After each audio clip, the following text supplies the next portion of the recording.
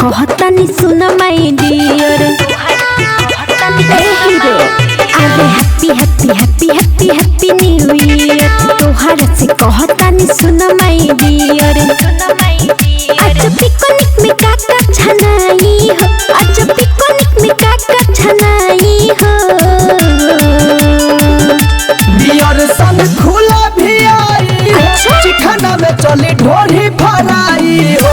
Beer संग खुला भी आई हो, चिखना में चली ढोली भराई हो। बियर संग खुला भी आई हो, चिखना में चली ढोली भराई हो। ई कौन भराई हो? बियर संग खुला भी आई हो, कमलेश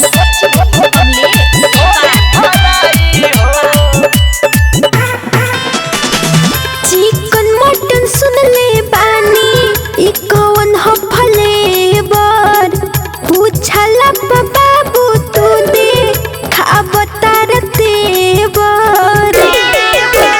बस करो हो ना बहस करो हो, अब एगो दूगो नहीं पूरा 10 करो हो। हेलो तका घट जाई दे बजे बताई हो, तका घट जाई दे बजे बताई हो। बियर संग खुला भी आई हो, चिखना में चली ढोली भराई हो। बियर संग खुला भी आई हो, चिखना में चली ढोली भराई हो। बियर संग खुला भी आई हो, चिखना में चली ढोली भराई हो।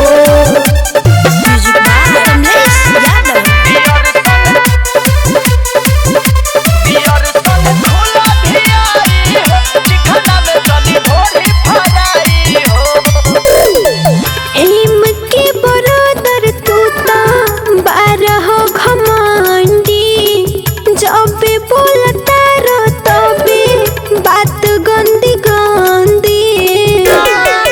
जनी बोलो बेसी का हमाल बेसी बता दिल जाई है रमेश मधेसी। ए अभिनंदन तू तो न समझाई हो, अभिनंदन तू तो न समझाई हो। बियर संग खुला भी आई हो, चिखना में चली ढोली भराई हो। बियर संग खुला भी आई हो, चिखना में चली ढोली भराई हो। बियर संग खुला भी आई हो, चिखना में चली ढोली भराई हो। भगवान जाने कौन फ्लेवर है।